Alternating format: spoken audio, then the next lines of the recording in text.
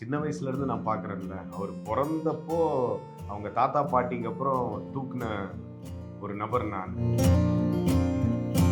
லாஸ்ட்டாக ஒரு லண்டனில் எடுத்திருப்பார் ஒரு ஃபிலிம், அது கூட நான் பார்த்தேன். அதை பற்றி விஜய்கிட்டையும் தளபதிட்டையும் நான் சொன்னேன். அவர்கிட்டையும் சஞ்சய் வராரு, 2 பேர் ஆட போகிறாங்க அப்படின்னு சொல்லி முதல்ல எனக்கு தெரியும். அந்த ஷூட்டிங் நடக்க போகிறதுக்கு முன்னாடி கேட்குறாங்க, அந்த நான் அடித்தா சாங்கில் வரப்போகிறாரு. அந்த இந்த 4 ஹீரோயின்ல நீங்களும் ஒரு ஹீரோயினா இருக்கீங்க. ஆமாங்க ஆமாங்க, இவர் தாங்க இந்த வேலையெல்லாம் பார்த்து விட்டாரு. நான் சண்டை போட்டேங்க.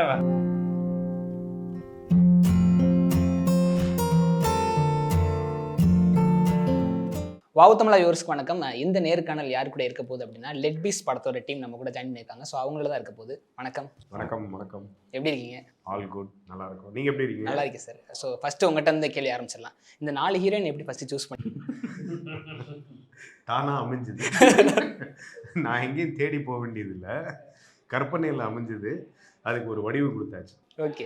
ஸோ லெட் பீஸ் அப்படின்றது ஃபஸ்ட் டைம் பார்க்குறப்ப, போஸ்டர் பார்க்குறப்ப ஏதோ அடல்ட் காமெடி ஃபிலிமாக இருக்குமோ அப்படின்னு தான் எல்லாத்துக்குமே தோணுச்சு. பட் ஆனால் ட்ரெய்லர் வந்து அப்படியே நேர் ஆப்போசிட்டாக இருக்குது. ஸோ ட்ரெய்லரை பர்டிகுலராக இப்படி விடணும், டைட்டில் இப்படி வைக்கணும்னு முன்னாடி டிசைட் பண்ணிட்டீங்களா? இல்லை, எதுவும் டிசைட் பண்ணல. இப்போ படத்துக்கு தான் டைட்டில், அந்த படத்துக்கு தான் ட்ரெய்லர். ஸோ இது எல்லாமே அப்படி அமைஞ்சது. எதுவும் ஸ்பெசிஃபிக்காக நம்ம இப்படி தான் பண்ணணும் அப்படின்றது கிடையாது. இது என்ன அப்படின்னா ஒரு டார்க் ஹியூமர் ஜானர். ஸோ அது டைட்டில்லேருந்தே அதை எஸ்டாப்ளிஷ் பண்ணணும் அப்படின்றது தான் ஐடியா. ஸோ இதை ஃபஸ்ட்டு என்கிட்ட எனக்கே ஒரு வித்தியாசமாக இருந்துச்சு, இப்படி ஒரு டைட்டில் அப்படின்னு. பத்மநாபன் சார் அப்படின்னு அவர் தான் இந்த படத்தினுடைய ரைட்டர். அவர் இந்த டைட்டில் சொன்னார், சார் இது உங்களுக்கு பிடிக்கலன்னா வேறு மாற்றிக்கலாம், இதான் சும்மா டெம்பரரியாக வச்சுருக்கு, நல்லா இருக்குங்க, இந்த கதைக்கே கரெக்டாக இருக்குதே அப்படின்னு சொல்லி. இந்த டைட்டிலே எப்படி ஆரம்பிக்கும் அப்படின்னா நம்ம கருணாபாயினால தான், அவரோட கேரக்டரைசேஷனை வச்சு தான் இந்த டைட்டிலே டிசைன் பண்ணியிருக்காரு. திடீர் திருப்பதி அப்படின்னு ஒரு கிளிஜோசியக்காரரு, அவருக்கு திடீர்னு தோன்றதெல்லாம் நடக்கும். அவருக்கு என்ன தோணும் அப்படின்னா, சின்ன வயசுலேருந்து லெக் பீஸ் சாப்பிட்டேன்னா நமக்கு அந்த நாள் ஒத்துக்காது, ஆகாது, அது ஒரு மாதிரி ஒரு டார்க் டேயாக முடிஞ்சிடும்னு. அதே மாதிரி தான் நாங்கள் இவரை வச்சுக்கிட்டே லெக் பீஸ் சாப்பிட்ருவோம். எங்களை அலர்ட் பண்ணுவார், அந்த டே எங்களுக்கு டார்க் டேயாக மாறி அது ஒரு டார்க் ஹியூமராக போய் நல்ல விஷயமா முடியும். இதுதான் லெக் பீஸோட ஐடியா.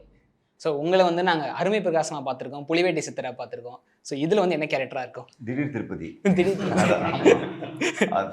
யாமருக்கு பயமேல எப்படி ஏதாவது சொல்லணும், அது நடந்துரும் அப்படிங்கிற மாதிரி இதில் அப்பப்போ ஒன்று தோணும். ப்ளஸ் தெரியக்கூட ஆரம்பிச்சிடும் சில இடத்துலலாம். ஸோ அந்த மாதிரி ஒரு சூப்பர் பவர் உள்ள ஆள். பிகினிங்கில் நாங்கள் 4 பேருமே ஆல்ரெடி ஃப்ரெண்ட்ஸ் கிடையாது. ஒரு இன்சிடெண்ட்டில் நாங்கள் எல்லாருமே மீட் பண்ணி அதுக்கப்புறம் பிரிய முடியாத அளவுக்கு ட்ராவல் போயிடும்.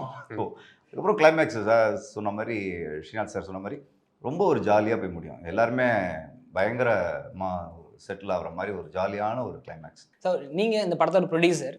ஸோ நீங்களே இந்த படத்தில் ஆக்டராக ஆகணும் அப்படின்னு ஒரு மூமெண்ட் கிரியேட் ஆனது இல்லை? ஆல்ரெடி நான் ஒரு 4 படம் பண்ணியிருக்கேன், ஹீரோவாக பண்ணியிருக்கேன். இதில் ஒரு சரி ரொம்ப நாளாக நினச்சிக்கிட்டு இருந்தேன், சரி ஒரு காமெடி ஃபிலிம் பண்ணலாம் அப்படின்ட்டு. ஸோ அதில் நம்ம ஸ்ரீநாத் சார் கதை எல்லாம் சொன்னதுனால நமக்கு பிடிச்சிருந்துச்சு. ஸோ அதனால் இந்த படம் நம்ம பண்ணோம். ஓகே. இது உங்களோட கேரக்டர் என்னவா இருக்கும் சார்? அது கேவலமாக இருக்கும். டேரக்டர் வச்சுட்டு ஒரிஜினல் கேரக்டர் படம் பார்த்தது தான், படத்தோட ரோல் தான். அது இப்போ அவங்கன்னா சொல்லிட்டாங்கல்ல, என்னால் சொல்ல முடியல, அதுதான். ஓகே. இப்போ ரீசெண்டாக டிராகனில் பயங்கரமான ஒரு கேமியோ கொடுத்து பிளாக் பஸ்டரை அடிச்சிட்டிங்க. ஸோ அந்த ரெஸ்பான்ஸ் எப்படி இருக்குது, பார்த்தீங்களா? ஆமாம், செம்மையாக இருந்துச்சு. நன்றி, தேங்க்யூ. இந்த படத்தில் நீங்கள் மியூசிக் டைரக்டராக ஃபர்ஸ்ட் டைம் உங்களுக்கு எப்படி அந்த கால் வந்துச்சு? கிரெடிட் டைரக்டரும் ப்ரொடியூசர் அவங்க தான் கண்டுபிடிச்சிட்டாங்க. So okay. அதுக்கப்புறம் கமிட் ஆனதுக்கப்புறம் இவரை கண்டுபிடிக்கிறது தான் எங்களுக்கு பெரிய சேலஞ்ச். ஏன்னா அவ்வளோ பிஸி அவர். ஸோ அவர் நல்ல ப்ராசஸ், ஜாலியான ப்ராசஸ். அண்ட் படம் கூட பயங்கர ஃபன்னாக இருக்குது. So okay. First single Anirudh release பண்ணியிருந்தாரு. ஸோ உங்களுக்கும் அவருக்கு ஒரு கான்வர்சேஷன் போயிருக்கும், இந்த மாதிரி ஒரு படம் மியூசிக் பண்ணியிருக்கேன் அப்படின்னு. கான்வர்சேஷனில் என்ன பிரதர் மச்சான், நான் ஒரு படம் பண்ணுறேன், சூப்பர் மச்சான், அவ்வளோதான். ஆமாம் ஆமாம். ஓகே. அதில் ஒரு பாட்டு பாடிருமச்சா, பாடிடுறோம். ஆமாம். கருணாகரன் ஒரு கதை கேட்குறப்ப அவரோட கதாபாத்திரம் என்ன மாதிரி இருக்கும்னு சொல்லி அவர் ஒரு ஹோம்ஒர்க் பண்ணுவார்ல, ஸோ அதை சொல்ல முடியுமா? ஆக்சுவலாக கதை கேட்டோன்னே மெயின் என்னன்னா, அப்போ உப்புக்கரோடலாம் நான் கதை கேட்கும்போது நான் வந்து அந்த சாம்ஸ் பண்ணுற ரோல் நான் பண்ணுறேன் அப்படின்னேன். அவர் ராதாமோகன் சார் தான் இல்லைப்பா நீ பண்ணு அப்படின்னா, சார் இல்லை சார் அந்த ஃப்ரெண்ட் ரோல் ஜாலியாக இருக்குது, காமெடியாக இருக்குது அப்படின்னா, இல்லை நீ பண்ணு கரெக்டாக இருக்கும் அப்படின்னாரு. ஸோ இந்த மாதிரி நிறைய ரோல்ஸ் வந்து யோசிப்பேன் ஆக்சுவலாக இந்த ரோல் நமக்கு தாங்குமா அப்படின்னு. பட் அதை தாண்டி சில ரோல்ஸ் வந்து எதிர்பார்த்ததை விட நல்ல அவுட்புட் வந்திருக்கு. So credit to the directors மெயினாக. ஸோ ஏன்னா அவங்க கரெக்ட் பண்ணிடுவாங்க நம்ம என்ன தப்பு பண்ணாலும். ஸோ அதுதான் மெயின் ரீசன். ஸோ உங்களோட கதாபாத்திரங்களில் என்னோட கதாபாத்திரத்துக்கு மட்டும் தனியாக ஒரு படம் பண்ணலாம் அப்படின்னு நீங்கள் நடித்த கேரக்டர்லாம் சொல்ல முடியுமா? அந்த கேரக்டரை வச்சு அந்த கேரக்டர் வச்சு தனியாக ஒரு படம்னா அருமை பிரகாசத்தை வச்சு பல படங்கள் பண்ணலாம். அந்த அளவுக்கு ஒரு வேற வேற டிபார்ட்மெண்ட்ல வச்சு கூட பண்ணலாம். ஸோ அந்த அருமை பிரகாசங்கிற மைண்டை தூக்கி எந்த ஜானர்ல வேணாலும் வைக்கலாம். ஓ அந்த ரோல் எனக்கு ரொம்ப பிடிச்ச ரோல் ஊர்னி ரொம்ப பிடிக்கும். இன்டர்நெட்னாலேயும் அதெல்லாம் மான்ஸ்டர் இன்ட்ரெஸ்டிங் மூவி. எனக்கே ஒரு எலி வீட்டில் இவ்வளோ டார்ச்சர் கொடுத்து அதை வச்சு இவ்வளோ பெரிய ஸ்க்ரீன் ப்ளே பண்ண முடியுமா அப்படிங்கிறது ரொம்ப சர்ப்ரைசிங்காக இருந்தது. ஸோ நான் ஒர்க் பண்ண தாண்டி ஆடியன்ஸாக நான் ரொம்ப பிடிச்ச படம் மான்ஸ்டர். உங்களை வந்து நாங்கள் காமெடி ரோலில் நிறைய பார்த்துருக்கோம். ஆனால் கேரக்டர் ரோலில் வந்து நல்லா பயங்கரமாக நடிச்சிருக்கிறாரேன்னு சொல்லி அதிகமாக பேர் வாங்கக்கூடிய படம்னா பயணிகள் கவனிக்கவும். ஸோ அந்த கேரக்டரை நீங்கள் எப்படி சூஸ் பண்ணீங்க? ஆக்சுவலாக பயணிகள் கவனிக்கவும் ஃபுல்லாக ஃப்ரெண்ட்ஸ் டீம். சக்திவேல் அவர் டைரக்டர் சக்திவேல், அப்புறம் அந்த படம் எக்ஸிக்யூட் பண்ணது செந்தில், இவங்க எல்லாருமே ஃப்ரெண்ட்ஸு. ஸோ அந்த படம் முடிச்சதுக்கப்புறம் ஆக்சுவலாக அல்லு அரவிந்த் சார் தான் வாங்கியிருந்தார் அந்த படம் ஆஹாக்கு. அவர் கூப்பிட்டு சொன்னார் ரொம்ப நல்லா பண்ணியிருந்தீங்கப்பா அப்படின்ட்டு. ஸோ யதார்த்தமாக பார்த்தா இப்போ அவரோட தெலுங்கு படம் அவர் தான் ப்ரொடியூசர் தண்டேல். ஸோ அதில் ஒரு மெயினான ரோல் கொடுத்துருந்தாங்க. ஸோ அது வந்து ரொம்ப பயணிகள் கவனிக்கமோட ஒரு கனெக்ஷனாக தான் நான் பார்க்குறேன். So thanks to Sakthivel. So அந்த கேரக்டருக்கு வந்து மக்கள் மத்தியிலையும் பத்திரிகையாளர்கள் மத்தியிலையுமே வந்து நல்ல ரெஸ்பான்ஸ் இருந்துச்சு. ஸோ ஏன்னா நீங்கள் காமெடி ரோலாக நடிச்சுக்கிட்டு ஒரு கேரக்டர் ரோலாக பண்ணுறதுக்கும் நிறைய ஒரு விமர்சனங்கள்லாம் வந்ததை எப்படி பார்த்தீங்க? ரொம்ப சந்தோஷமாக இருந்தது. ஏன்னா அது ஒரு மலையாள படத்தோட ரீமேக்கு. ஸோ அந்த படம் நான் மலையாளத்துலையும் பார்த்துட்டு ரொம்பவும் நான் அதை ரிப்பீட்டடெல்லாம் பார்த்துக்கல. ஸோ ரோல் அதே ரோல் தான், பட் கேரக்டராக இங்கே தமிழில் வேறையாக இருக்க போகுது அப்படின்ட்டு ரொம்ப அதை எடுத்துக்க வேண்டாம் அப்படின்ட்டு. ஸோ ரிவ்யூஸாக பேர் வாங்குறது ரொம்ப ஒரு சேலஞ்சிங்கான விஷயம். அதை தாண்டி நிறைய ஆடியன்ஸ்க்கும் பிடிச்சிருந்தது, ரொம்ப சந்தோஷமாக. ஒரு ப்ரொடியூசராக உங்கள்கிட்ட ஒரு கேள்வி கேட்குறேன். இப்போ சமீபத்தில் வந்து விஷால் அவர்கள் வந்து ஒரு அறிக்கை விட்டு ஒரு பேட்டி கொடுத்துருந்தாரு. அது என்னன்னா கம்மியான முதலீட்டு வச்சுக்கிட்டு படம் பண்ணாதீங்க, அதை வச்சுட்டு நீங்கள் வந்து செட்டில் ஆகிக்கோங்க, ஏன்னா இங்கே வந்து நிறைய பிரச்சனைகள் இருக்குது, கம்மியான முதலீட்டை விட யாரும் இங்கே படம் பண்ண வராதிங்கன்னு விஷால் வந்து ஒரு ஸ்டாண்டில் இருக்கிறார். ஸோ அதை பற்றி உங்களுக்கு கரெக்டாக சொல்லியிருக்காரு.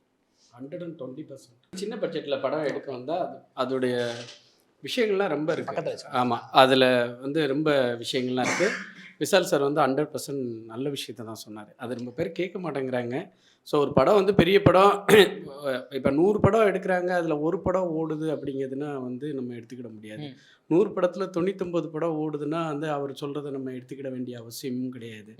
ஸோ 100 படத்தில் 99 படம் இங்கே ஓடுறது இல்லை, ஒரு படம் தானே ஓடுது. அப்போ அந்த 99 ப்ரொடியூசர் காணாமல் போயிருந்தாங்கல்ல. அதனால் இன்றைக்கி இருக்க நிலைமை, சினிமாவில் இருக்க நிலைமையை அவர் வந்து கரெக்டாக சொல்லியிருக்காரு. ஓகே, அது ரொம்ப உண்மையான விஷயம். அது இந்த சின்ன பட்ஜெட்டில் வந்து நம்ம படம் பண்ணணும் அப்படின்னு நினச்சி வர ப்ரொடியூசருங்க எங்கேயாவது கண்ணுக்கு எட்டாத தூரத்தில் ஒரு ஏக்கர் லேண்டை வாங்கி போட்டு உட்காந்தாங்கன்னா அது 10 வருஷம் கழித்து 10 மடங்கு பெருசாக தரும். அதுதான். ஓகே, இல்லை அது ஒரு சில விதத்துக்கு வந்து சின்ன சின்ன ஹோப் கொடுக்கும். இந்த மாதிரி குட் நைட் படங்கள், டாடா மாதிரி படம். சார் 100 படத்தில் ஒரு படத்தை நீங்கள் ஏன் சொல்கிறீங்க? 99 ப்ரொடியூசர் எங்கே போனாங்கன்னு தான் நம்ம பார்க்கணும். ஒரு ப்ரொடியூசரை நீங்கள் பார்க்காது. 99 பேர் காணுமே. 100 பேர் இந்த கூட்டத்தில் ஒருத்த மட்டும் இருந்துட்டு 99 பேர் காணும்னா என்ன ஆகும்? 100 பேர் இருக்க இடத்துல ஒருத்தனை காணும்னா பிரச்சனை கிடையாது. ஸோ அதனால் சின்ன படங்கள் வந்து இப்போ கண்டென்ட்டே நல்லா இருந்து வெளியே வந்தால் கூட ஸோ இப்போ இருக்க விஷயங்கள்லாம் வந்து வேறு மாதிரி இருக்குது. ஏன்னா நான் இப்போ இந்த கண்டென்ட்டை வெளியே கொண்டு வரேன்னா இந்த கண்டென்ட்டுடைய வியாபாரம் என்ன இருந்ததுங்கிறது எனக்கு தெரியும். புரியுதுங்களா? இதுக்கப்புறம் என்ன ஆக போகுங்க ஓரளவுக்கு எனக்கு தெரியும். இந்த கண்டென்ட்டை வச்சு யார் சம்பாதிக்க போகிறா அப்படின்னா யாரோ ஒருத்தங்க சம்பாதிப்பாங்க. ஸோ அந்த ப்ரொடியூசர் சம்பாதிக்கிறதே இல்லை, அதுதான் கஷ்டம். இப்போ எவ்வளோ படங்கள் வந்து நல்ல படங்கள் வந்திருக்கு. ஸோ எவ்வளோ படம் ஓடாமல் போயிடுது. அந்த கண்டென்ட் திருப்பி யாரோ ஒருத்தங்க சம்பாதிப்பாங்க. ஸோ அந்த ப்ரொடியூசர் சம்பாதிக்கவே மாட்டான். அதான் அவனுக்கு ஃபஸ்ட் அண்ட் லாஸ்ட் படம். இப்போ நம்மன்னா வந்து இதில் போராடுறோம், ரொம்ப போராடி ஸோ லாஸ்ட் படத்துலேயும் எனக்கு வந்து ஃபுல்லாக இதானதுனால சரி இந்த படம் வந்து ஃபுல்லாக ஆர்டிஸ்ட்டை போட்டு ஒரு படம் பண்ணலாம் அப்படின்னு நினச்சி நம்ம பண்ணியிருக்கோம். ஸோ நம்ம திரைக்கு வந்து அதுக்கப்புறம் இருக்க இது தானே நமக்கு வந்து முதல் டிக்கெட், அவ்வளோதான். ஓகே, உங்கள்கிட்ட ஒரு ஃபோட்டோ காட்டுறேன். ஸோ அதை பற்றின ஒரு மெமரிஸ் பண்ணுறோம். இந்த ஃபோட்டோ சார் இதை பார்க்குறப்ப எப்படி இருக்கு? சூப்பர். ஜேசன் சஞ்சய்க்கு உங்களுக்கு ஏதாச்சும் கான்வர்சேஷன் நடந்திருக்கா? நிறையா. சின்ன வயசுலேருந்து நான் பார்க்குறேன்ல, அவர் பிறந்தப்போ அவங்க தாத்தா பாட்டிக்கு அப்புறம் தூக்குன ஒரு நபர் நான். ஸோ அதனால இப்போதுலேருந்து அவர் குழந்தையா இருக்கும்போதுலேருந்து பார்க்குறதுனால நிறைய மாமா மாமா அங்கிள் அங்கிள் அப்படின்னு சொல்லி ரொம்ப நம்ம மேலே பிரியமாக இருப்பாப்புல. ரொம்ப எனக்கும் ரொம்ப பிடிக்கும் அவரை. ரொம்ப நல்லா வளர்த்துருக்காங்க அவரை. ஸோ வெரி நைஸ் பாய். ஓகே, இப்போ டைரக்டராக வந்து ஒரு ஒரு உருவம் அவதாரம் எடுக்கிறாரு. ஸோ அதை பற்றின உங்களோட ஒப்பீனியன்? இல்லை, சினிமாவில் எப்போவுமே அவருக்கு ஒரு பேஷன் இருந்திருக்குது. பட்டு நான் அப்போவே என்னால் ஃபிகர் அவுட் பண்ண முடிஞ்சது. இவர் வந்து நடிக்கிறதுல கான்சென்ட்ரேட் பண்ணலை, but behind the scenes, behind the screen ஏதாவது பண்ணணும்னு ஆசைப்படுறாரு அப்படின்றது எனக்கு தெரியும். அவருக்கு அப்போவே எடிட்டிங், சினிமாட்டோகிராஃபி, டிரெக்ஷன் அதெல்லாம் நல்ல இன்ட்ரெஸ்ட் உண்டு. ஸோ அது அவர் படித்தது கேனடாவில் போய் படித்தது சஞ்சய் தான் படித்தார். படிச்சுட்டு வந்தவுடனே அங்கே உள்ள ஷார்ட் ஃபிலிமு ஸோ அதெல்லாம் எடுத்து நம்மளுக்கு காமிப்பார். அதெல்லாம் எனக்கு ரொம்ப பிடிச்சது. லாஸ்ட்டாக ஒரு லண்டனில் எடுத்திருப்பார் ஒரு ஃபிலிம், அது கூட நான் பார்த்தேன். அதை பற்றி விஜய்கிட்டையும் தளபதிட்டையும் நான் சொன்னேன். அவர்கிட்டையும் என்னோட கருத்தை வந்து அவர்கிட்ட சொன்னேன். Very talented bye. I wish him all the best. ஆக்சுவலாக அவரோட ஃபர்ஸ்ட் படம் வந்து உங்களோட படத்தில் தான் இன்ட்ரோ ஆகுறாரு, வேட்டைக்காரன். என்னோட படம், அவங்க அப்பா படம். சரி, நீங்கள் நடித்த படத்தில் தான் இன்ட்ரோ ஆகுறாரு. ஸோ அங்கே அந்த ஸ்பாட்டில் இருந்தீங்களா நீங்கள் இன்ட்ரோ ஆகும்போது? இல்லை இல்லை, அந்த சாங் சீக்வன்ஸ் எடுக்கும்போது இல்லை. நான் வேற ஒரு படம் ஷூட்டிங்கில் அவுட்டோரில் இருந்தேன். ஐ திங்க் குட்டின்னு நினைக்கிறேன். அந்த படம் அவுட்டோரில் இருந்தனால. பட் எனக்கு தெரியும் சஞ்சய் வராரு, 2 பேர் ஆட போகிறாங்க அப்படின்னு சொல்லி முதல்ல எனக்கு தெரியும். அந்த ஷூட்டிங் நடக்க போகிறதுக்கு முன்னாடியே கேட்குறாங்க, அந்த நான் அடித்தா சாங்கில் வரப்போகிறாரு. அந்த சாங் கூட கேட்டுட்டேன். ஒரு குட்டி பையன் வந்துல பாடிட்டு, அவர் பாடினாரா இல்லை வேறு யாராவது பாடினாங்களான்னு தெரில. ஸோ பண்ண போகிறாருன்றது தெரியும். ஆனால் ஸ்க்ரீனில் பார்த்துட்டு ரொம்ப அப்ரிஷியேட் பண்ணேன். நாங்கள்லாம் ஒன்றா தான் இருந்து பார்த்தோம் கமலா தியேட்டரில். இப்போ ரமேஷ் திலக் வந்து ஒரு படத்தில் இருக்கிறாருன்னா கண்டிப்பாக பயங்கரமான ஒரு கேரக்டர் இருக்கும் அப்படின்னு சொல்லி ஆடியன்ஸுக்கு வந்து இப்போ வந்து பயங்கரமாக ரெஜிஸ்டர் ஆயிடுச்சு. ஸோ இந்த ஒரு டெஸ்ட்டை எப்படி பார்க்குறீங்க? அது ரொம்ப ரெஸ்பான்சிபிலிட்டியோடு நம்ம அணுக வேண்டியதாக இருக்குது. ஏன்னா இது ஃபஸ்ட்டு நான் பண்ணும்போது காதலும் கடந்து போகும் தான் எனக்கு அதை வந்து சொல்லி கொடுத்தது. ஏன்னா அந்த படத்தில் நான் கிடையாது. பட் நலனோட அடுத்த படம், நலன் கிட்ட நான் சண்டை போட்டு நான் ஒரு சீனாவது பண்ணுவேன்னு சொல்லி நான் கேட்டேன். நலன் அப்போ என்ன அதுக்கு திட்டினார், வேணாம் பண்ணக்கூடாது, நான் சொல்கிறத கேளு, முழு படமாக பண்ணியாச்சு, இதுக்கு மேலே நீ வந்து உன்னோட ரோலாக நீ இது பண்ணணும், சென்டிமெண்ட்ஸ்க்கெலாம் இங்கே இடம் கிடையாது சொல்கிறதுக்கு. இல்லை நான் பண்ணுவேன் அப்படின்னு சொல்லிட்டு பண்ணிட்டேன். தியேட்டரில் பார்க்கும்போது நான் வந்த சீன் அப்போ ஆடியன்ஸ் வந்து பயங்கரமாக வந்துட்டாயா நம்மால் அப்படின்ற மாதிரிலாம் பண்ணிட்டாங்க. ஆனால் எனக்கு மட்டும்தான் தெரியும் நான் அந்த ஒரு சீனோட போயிடுவேன்னு. அப்போ தான் யோசித்தது, ஓ கரெக்ட், இதை தான் அவர் அப்போவே சொன்னார் அப்படின்னு. சில படங்கள் வந்து நட்புக்காக நம்ம பழகினதுக்காக சில பேருக்கு பண்ணுவோம் இல்லையா? ஸோ அந்த மாதிரி பண்ணதும் சில இருந்தது. அதுக்கப்புறம் அது தப்புன்றது நான் புரிஞ்சுக்கிட்டேன். இப்படி பண்ணக்கூடாது தான். இன்னும் இருக்குது, நான் முடித்த படங்களில் இன்னும் 2 படங்கள் அந்த மாதிரி வெளியே வராமல் ஒரு நட்புக்காக பண்ணிட்டு வந்த சீன்ஸ் இருக்குது. முடிஞ்ச வரைக்கும் அவாய்ட் பண்ணுறேன். அண்ட் அந்த கதைக்கு அது ஏதாவது பிரயோஜனமாக இருந்தால் அது பண்ணுறதுல தப்பே இல்லை. சும்மா நீ வா என் தலையை காட்டிட்டு போயேன் அப்படின்ற மாதிரி இல்லாமல் இருக்கிறதுக்கு நான் பார்த்துக்கிறேன். இந்த 4 ஹீரோயினில் நீங்களும் ஒரு ஹீரோயினாக இருக்கீங்க. ஆமாங்க. இந்த இவர் தாங்க இந்த வேலையெல்லாம் பார்த்து விட்டாரு. நான் சண்டை போட்டேங்க, வேணான்னு இல்லை பண்ணுவோம் வாங்கன்னு சொல்லிட்டு ரொம்ப நல்லா இருந்தது. ப்ளஸ் அது எடுக்க வேண்டியது வந்து ஒரு 5:15 ஆரம்பிச்சு 6 o'clock நாங்கள் பேக்கப் பண்ணி ஆகணும். எக்ஸ்டீரியரில் எடுத்துகிட்டு இருந்தோம் ஒரு வெளியில். ஸோ அதனால் அவசரமாக எடுத்து நல்ல வேலை பட்டு முடிச்சிட்டோம். எஸ், 33 டேஸ்லேயே வந்து இந்த படத்தை ஒரே ஸ்ட்ரெச்சாக முடிக்கணுங்கிறதுக்காக ரீசன். ஒரே ஸ்ட்ரெச்சில் முடிக்கல. இது கிட்டத்தட்ட 3 to 4 பேட்ச் ஒர்க் எல்லாம் சேர்த்து 4 ஷெட்யூல் ஆச்சு. But number of days, working days சொல்கிறேன், அது 33 தான் பண்ணுது. இது காமெடி ஓரியன்ட் ஃபிலிம் அப்படின்றதுனால பட்டுன்னு எல்லாருமே சீசன்ட் ஆக்டர்ஸு. நம்ம கோடு போட்டால் ரோடு போடுவாங்க. நம்ம ஒரு சின்ன பஞ்சு சொன்னால் அதில் வச்சு எவ்வளோ ஸ்கோர் பண்ணலாம் அப்படின்னு யோசிப்பாங்க. ஸோ அதனால் comedy orient, dialogue orient film அப்படிங்கும்போது நமக்கு சீன்ஸ் தான் நிறையா இருக்கும். உங்களுக்கு ஆக்ஷன் சீக்வன்ஸு, பயங்கர சாங் சீக்வன்சஸ் அதெல்லாம் கிடையாது. நாங்கள் இன்னொன்று சங்கராபரணம் மாதிரி பெரிய டான்சர்ஸும் கிடையாது. அதனால் அளவாக ஒரு 1.5 சாங் வச்சு எங்களை நாங்களே வந்துல முடிச்சுக்கிட்டோம். ஸோ அதனால் ப்ளஸ் ஆக்ஷனும் வந்துல பண்ணுறதுக்கு நாங்கள் பயங்கர ஆக்ஷன் ஹீரோஸ் கிடையாது. ஸோ அதனால ஆக்ஷனும் தேவைப்படாது. ஆனால் ஒரு டைரக்டர் யாருமே இப்படி சொல்ல மாட்டாங்க. இதுதானே ரியாலிட்டி, உண்மை தானே. ஸோ மொத்தமாகவே எங்களுக்கு வந்து ஒரு 1.5-2 நாளில் சாங் முடிச்சிட்டோம். ஒரு 2-2.5 டேஸில் வந்து ஆக்ஷன் சீக்வன்சஸ்லாம் முடிச்சிட்டோம். பட் என்னென்னா அதை என்ன தேவையோ அதை நிறைவாக எடுத்துருக்குறோம். ஸோ இந்த படத்துக்கு இது போதும். ப்ளஸ் இந்த பட்ஜெட்டில் இந்த என்ன அவசியமோ அதை பண்ணியிருக்கு. ஆல்சோ நீங்கள் கேட்டது வந்து ஒரே ஸ்கெடியூலில் இது போகிறதுக்கான எல்லாருக்குமே அது ஆசை. 3 வருஷம் 4 வருஷம் ஒரு படம் பண்ணுறதுக்கு இல்லை. மலையாளம்ல வந்து வாரம் அத்தனை படங்கள் வருதுன்னு நம்ம கேட்டுடுறோம்ல. ஏன்னா ஒரு படம் எடுத்தாங்கன்னா ஒரே ஸ்கெடியூல் தான். அது ஈவன் அது 60 days ஆனாலும் சரி, இல்லை 110 daysனாலும் சரி, ஒரே ஸ்கெடியூலில் போட்டால் சர ஒரு வேலைக்கு போனோம், முடித்தோம், வந்துட்டோம், முடிஞ்சுது. அண்ட் இது மூலமாக ஃபர்ஸ்ட் ஆஃப் ஆல் ப்ரொடியூசர்ஸ் கொஞ்சம் சேஃப் ஆவாங்க. மேபி ஃபினான்ஸ் வாங்கியிருந்தாங்கன்னா அதுக்கான நீங்கள் இன்ட்ரெஸ்ட் கட்டணும், எல்லாமே இருக்குல்ல. எல்லாருமே ஆசைப்பட்டு பண்ணுறது போனோன்னா ஒரே ஸ்டெச்சில் முடிச்சுட்டு வந்துடலாம் தான். பட் எல்லா ஆர்டிஸ்டோட டேட்ஸ் கொஞ்சம் வரதால தான் படங்கள் கொஞ்சம் பிரித்து இருக்கிறதா இருக்குது. நீங்கள் கேட்டது வந்து எல்லாருக்கும் ஆசைப்படுற ஒரு விஷயம். ஒரே ஸ்கெடியூலில் போய் முடிச்சுட்டு வந்துட்டீங்களே எப்படின்னா, எங்களுக்கு முடிக்கணும்னு ஆசை. ஆனால் ப்ராக்டிக்கலாக முடியாது. பிகாஸ் ஆஃப் த ஒவ்வொருத்தருடைய டேட்ஸ் இருக்குல்ல, அதே பர்டிகுலர் டேட்டில் அமையாது. ஒன்று ஆர்டிஸ்டே இருந்தால் கூட லொக்கேஷன் கிடைக்காது. அந்த மாதிரி நிறைய சேலஞ்சஸ். இப்போ இந்திரா காட்டன் மில் எல்லாரோட டேட் இருக்குது, அதில் வேறு ஷூட்டிங் போயிட்டுருக்கு, நாங்கள் ஆல்ரெடி செட்டு போட்டிருந்த இடத்துல அப்படின்ட்டாங்க, அவங்க ஆல்ரெடி பிளாக் பண்ணி வச்சுருக்காங்கன்ட்டாங்க. அதுக்காக ரீஒர்க் பண்ண வேண்டியது இருந்தது. இந்த படத்தில் நிறைய ஸ்டார் காஸ்ட் இருக்கு. ஸோ அவங்களுக்கு கரெக்டான ஸ்கோப் இருக்கா இல்லை எப்படி? இல்லை, டெஃபினட்டாக அது ஒரு சீன் வர ஆர்டிஸ்டாக இருந்தால் கூட அவங்க ஸ்கோர் பண்ணுறதுக்கு, அவங்களுக்கு ஜஸ்டிஸ் பண்ணுறதுக்கு உண்டான ஸ்கோப் இருக்குது டெஃபினட்டாக. ஸோ இந்த படம் முடிச்சதுக்கப்புறம் வந்து தளபதி விஜய் அவர்கள்ட்ட எதுவும் காமிச்சிங்களா, பேசினாரா ஏதாச்சும் படத்தை பற்றி? டெஃபினட்டாக எல்லாமே அவர்கிட்ட ஒரு என்ன சொல்கிறது, போஸ்டர் டிசைன்ஸு, போஸ்டர்லேருந்து சிங்கிள் சாங்லேருந்து, ரிலீஸ் பண்ண சாங்லேருந்து, ட்ரெய்லர்லேருந்து எல்லாமே 1 million வியூவர்ஸ் ஃபார் சாங் தாண்டி போயிட்டுருக்கு, 2 million வியூவர்ஸ் ஃபார் ட்ரெய்லர் தாண்டி போயிட்டுருக்கு. அது எல்லாமே அவர்கிட்ட பதிவு பண்ணிகிட்டு இருக்கிறேன். அவரோட பர்சனல் நம்பருக்கும் சரி, நாங்கள் ஒரு 6 பேர் ஃப்ரெண்ட்ஸ் குரூப்பில் எல்லாத்தையுமே அதை நான் அனுப்பிட்டே இருக்கேன். So he knows what's happening. So அவர் வந்து உங்களுக்கு இந்த சினிமா கான்வர்சேஷனாக ஏதாச்சும் பேசியிருக்காரா? நீங்கள் டேரக்டர் ஆனதுக்கப்புறம் தளபதி விஜய் நிறைய பேசியிருக்காரு. நான் டைரக்டர் ஆனதுக்கப்புறம் தானே நிறைய பேசியிருக்காரு. என்ன பண்ணுற, அடுத்து என்ன பண்ணுற, என்ன ஒர்க் போயிட்டு இருக்குது, ஹவுஸ் ஷூட், அதெல்லாம் கேட்பார். இப்போ அனிருத் ஒரு சாங் பாடியிருக்காப்புல அப்படின்றது. அதுக்கப்புறம் பியாண்ட் தான் என்னோட music director. Okay master the blaster பாடினவர் அவர் தானே அப்படின்னு சொல்லிட்டு. ஸோ அவர் இப்போ ஒரு நடிகனாக வேற தெரியுதுல்ல. ஸோ அதனால I keep updating him about the good things as well as the bad things about my journey அப்படின்றது. இப்போ ஒரு பொலிட்டிக்கல் ஸ்டாண்ட் எடுத்ததுக்கப்புறம் வந்து உங்களோட பாதை வந்து அவரோட சேர்ந்து பயணிக்குமா எப்படி? கண்டிப்பாக பயணிக்கும். ஒரு நண்பன் எவ்வளியோ அப்படி போகிறது தானே ஒரு நல்ல நண்பனுக்கு அழகு. ஸோ கண்டிப்பாக அவர் எது செஞ்சாலும் அதில் I'll be a part of it. I want to be a part of it. கட்சி ஆரம்பிக்க போறேன்னு சொன்னதுக்கப்புறம் உங்கள் நண்பர்கள் வட்டாரத்தில் பேசக்கூடிய வார்த்தைகள் என்னவா இருந்துச்சு விஜய் சார் கூட? ஒரு ஃப்ரெண்ட்ஸ் கான்வர்சேஷனாக ஒன்று இருந்திருக்கும்ல. மாப்பு எங்க கூட தானே சுத்திட்டு இருந்த, திடீர்னு தலைவன் ஆயிட்ட, தலைவரே அப்படின்னு சொல்லி எக்ஸைட் ஆயிட்டோம். ஸோ அதுக்கப்புறம் இந்த முதல்வன்ல கொச்சின் அனிஃபா கூப்பிடுவார்ல, தலைவரே தலைவரே அப்படின்னு சொல்லிட்டு மிமிக்ரி பண்ணி அவரை கூப்பிடுவோம். அவர் சிரிப்பாரு. ஆக்சுவலாக ஒவ்வொரு இதுலேயும் வந்து அவர் நிறைய விமர்சனங்கள் கடந்து வந்திருக்கிறாரு.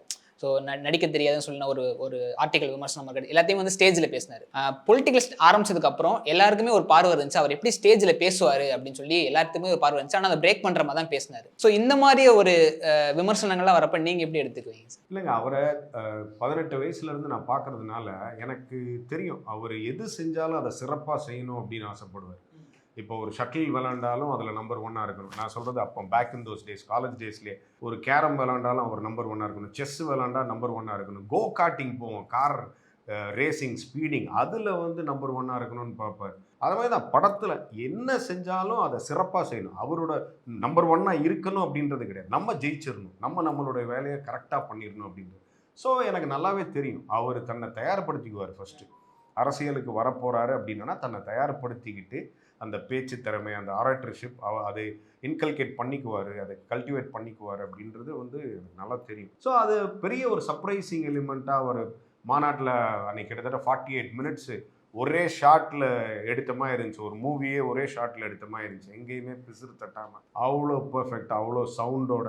வழக்கமாக அவ்வளோ சத்தமாகலாம் பேச மாட்டார். அதுதான் ஒரு லீடரோட குவாலிட்டி, ஃபஸ்ட்டு சத்தமாக பேசணும் அப்படின்றது.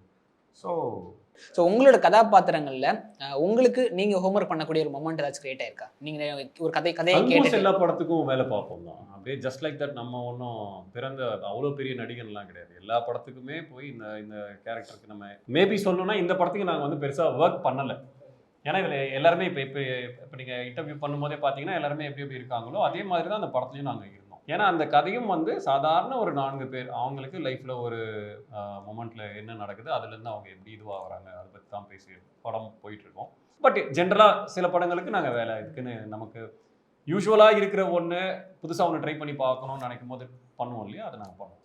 இப்போ நீங்கள் ஆக்டராகவும் இருக்கீங்க, மியூசிக் டைரக்டராகவும் இருக்கீங்க. உங்களோட ஜேர்னி வந்து எப்படி போக போகுது? இந்த மியூசிக் டைரக்டராக போக போதா, ஆக்டராக போக போகுது? அது ஜேர்னி சொல்லுங்க. ராமேஸ்வரம் வரைக்குமா, ராமேஸ்வரம். காஷ்மீர் வரைக்குமா இந்த ஜேர்னி? ஜேர்னி எல்லாம் ஓகே பிரதர், இன்னும் நிறைய இருக்கு. ஸோ ஆமாம், வேற வேற டைமென்ஷன் இருக்கா? வேற வேற டைமென்ஷன் வேற வேற நிறைய டைமென்ஷன் இருக்கு. நான் இப்போதான் ஆரம்பிச்சிட்டேன். ஸோ நிறைய நிறைய கிலோமீட்டர்ஸ் இருக்கு.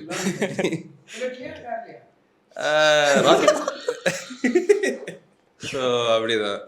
ஓகே. போன வாரம் தாங்க சொன்னாரு நான் வில்லன் ஆக போறேன் அப்படின்ட்டு. ஏதோ ஒரு பேட்டியில தான் நான் பார்த்தேன். என்ன திடீர்னு எனக்கு வில்லனா நடிக்கணும், ஆமா, உன்னை பார்த்தாலே திருப்பி வருது. அதேமா ரகுவரன் இடத்த ஃபில் பண்ணுவாருன்னு நினைக்கிறேன். ஸோ அந்த மாதிரி நான் வேற வேற பண்ணுவேன் ப்ரோ. வில்லனா நடிக்க ஆசை இருக்கு. ஆமா, லைஃப்ல ஒரு வாட்டி நான் பண்ணுவேன். ஆமா. நீ டெய்லி தான் வில்லன் நடிச்சு. அப்படியா? அது உன்னோட லைஃப் சார். இல்ல வீட்ல வில்லன், வெளியில ஹீரோங்க. ஓகே. இல்ல வில்லன்னா என்ன மாதிரி ஒரு வில்லன் ஒரு இது இருக்குல்ல? எங்களுக்கு தெரிஞ்ச வில்லன்லாம் நாங்க வந்து மண் சொல்லிக்கான் தான் ஞாபகம் வரும். இல்ல இல்ல, அடப்பா, வில்லன் எல்லாம் சொல் brother, அதெல்லாம் இல்ல. சும்மா brother. மேபி நான் சொன்னேன். இதான் நான் தான் சொன்னேன். எஸ்எஸ் நான் சொன்னேன். நான் வில்லன் இல்ல இல்ல, நடிக்க போறேன். அது வந்து மேபி 10 வருஷம் கழிச்சு. 10 வருஷம். ஆமா சரி, ஆமா அதெல்லாம் நான் ஆமா. சப்போஸ் நான் சாரோட வயசு ஆயிடுச்சுன்னா நான் அப்படி பண்ணுவேன். சாரோட வயசு. கொஞ்சம் தாதி 2 தடவை அட்டாக் பண்ணிட்டார் சார். ஏஜ் வச்சு 2 தடவை. அவ்வளவுதான். இல்ல, சார் வந்து பயங்கர கூல் கே தான். வயசெல்லாம் பார்க்க மாட்டேன், அவரு கூல். நம்மால் பேமெண்ட் கிரெடிட் ஆயிடுச்சு. இவனை வந்து கூப்பிட்டு தான் பேமெண்ட் கொடுக்கணும். இவன் பேமெண்ட்னா கேட்க மாட்டான். எந்த ப்ரொடியூசர் வேணாலும் இவனை நம்பி வந்து மியூசிக் டைரக்டரா போடலாம். வேலையை முடிச்சு கொடுத்துருவான்.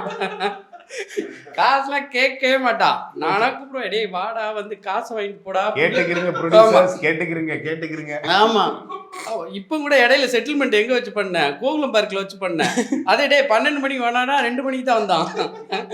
அதனால காசு பத்தினா இப்படிதான் சினிமால ரேர் பீஸா இருக்கு. Rare piece. படம் ரொம்ப பண்ணுவோம். ஸோ இந்த படத்துக்கு வந்து லெட் பீஸ்னு பேர் வச்சவனையும் உங்கள்கிட்ட சொன்ன ஒரு மொமெண்ட் இருக்கும்ல, படத்துக்கு லெட் பீஸான்னு சொல்லி. எனக்கு உண்மையா தெரியாது படத்தோட பேர் லெக் பீஸ்ன்னு. எனக்கு வந்து brother வந்து இந்த பீஸ்கள்லாம் பார்த்தா எனக்கு படத்தோட பேர் வந்து ஒரு டைட்டில் இப்போ சும்மா ஒரு அந்த ரெக்கார்டுக்காக ஒரு லெக் பீஸ்ன்னு வச்சிருக்கோம் அப்படின்னு சொன்னாரு. ஓகே. அதுக்கப்புறம் ஒரு நாள் ஒரு சீன் ஒன்று எடுத்தோம். அப்போ சொன்னார், இந்த இதுதான் கன்ஃபார்மாக நம்ம வைக்க போகிறேன். ஓகே, இந்த சீனுக்காக தான் படத்தோட பேர். ஏன்னா படம் அதை சம்மந்தப்பட்டு தான் ஆரம்பிக்கும், அதுலேருந்து தான் கதை ஆரம்பிக்கும். ஸோ அதனால் வச்சது. ஓகே. ஆனால் வித்தியாசமாக தான் இருந்தது. லெக் பீஸா? ஓகே, சரி, ஓகே. ஸோ படம் முடிச்சுட்டு ஃபைனலாக படம் பார்க்குறப்ப உங்களோட ஃபீல் என்ன இருந்துச்சு? ஒரு ஜாலியான படம் இது. இது ஒன்றும் கருத்து சொல்கிறதுக்கு புதுமையான ஒரு விஷயம் இருக்குது. புதுசாக நாங்கள் டெக்னாலஜி யூஸ் பண்ணியிருக்கோம், அதிக பொருட்செலவுலலாம் பண்ணியிருக்கோம் அப்படின்னு இல்லாமல் இந்த படத்துக்கு என்ன தேவையோ, ப்ளஸ் இவ்வளோ ஆர்டிஸ்ட்டுங்களும் படத்தில் இருக்காங்க. ஸோ எல்லாரையும் வச்சு அழகாக ஒரு ஜாலியான ஒரு படம். ஒரு 2 hours உங்களுக்கு ஒரு மாதிரி போகும். ஸோ ஃபைனலாக படம் வந்து March 7 ரிலீஸ் ஆகுது. ஸோ படம் வந்து வெற்றி அடைய வாழ்த்துக்கள். தேங்க்யூம்மா. Thank you.